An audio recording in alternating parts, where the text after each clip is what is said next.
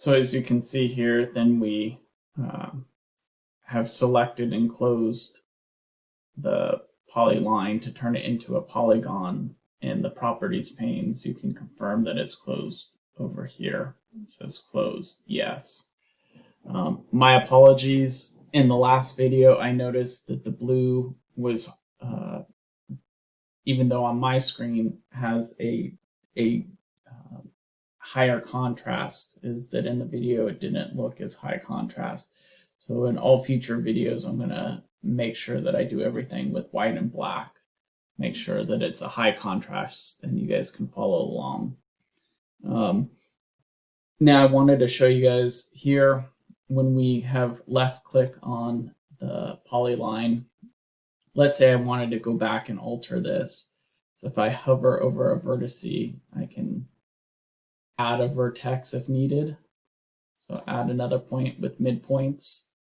I can remove the vertice.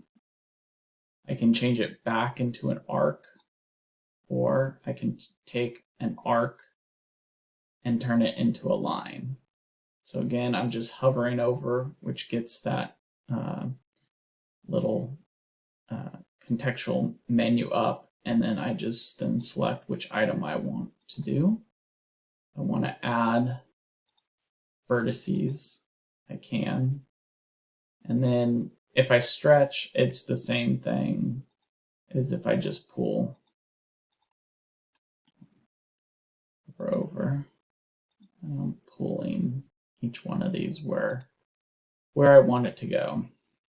So it's good to, if you come back and your client has a revision and they want that path or that planting to shift, or that sidewalk, is then you can just manipulate your object by picking and dragging with your left mouse button. Again, now if I'm selecting, I'm just using my left mouse button here. I can select multiple items. And then whenever I want to deselect or get out of a command, I hit escape, and that deselects or gets us out of that command. Left click on it, right over it, and then if I don't want it, I just escape. So that's how we can alter existing polylines. So now what I want to have you guys do is practice on these polylines. I want to have you practice drawing straight polylines. I want you guys to practice starting off with an arc, and then maybe adding a second point.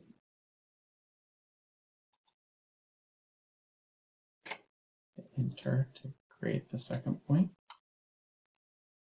Another arc. And then going from a straight line to an arc to a second point, back to an arc,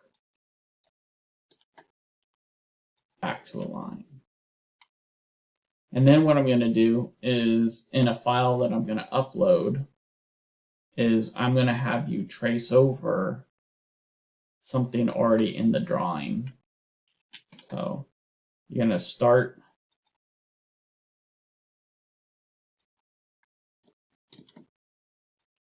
and then you're just going to trace. So this is kind of like, you know, my oldest daughter, she's now in first grade, and my youngest one is in preschool. And so those of you with kids, or you guys all were once kids, is that a lot of what you first do is you learn to trace. It's how you learn to draw. And so you know, we copy others, and then that builds our skill palette to then be able to accomplish those on our own. So when I upload that file, do as much practicing as you can. I'm not going to ask you guys to upload your files every week. I'm not going to check on you because really what it's going to be is the few assignments that we have throughout the year, and then the final project's going to tell me what your progress is. If you have questions though, and you don't know if you're doing something right or what something looks like, you can always feel free to email me at my Saddleback address that's listed in Canvas. So gcollins@saddleback.edu. You can send me your .dwg file, and I can review it and make any comments. And then also, if you need help, since I do run a business during the day, I can't do it all the time, but I will definitely make time if we need to do a Zoom call, and we can try and go over how to help you accomplish what you need to do to learn AutoCAD and get good at it. And basically what it comes down to with AutoCAD is the same thing, like I said earlier with video games, is it's just learning and repetition.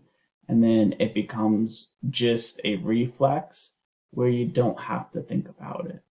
And so that's the goal that you guys should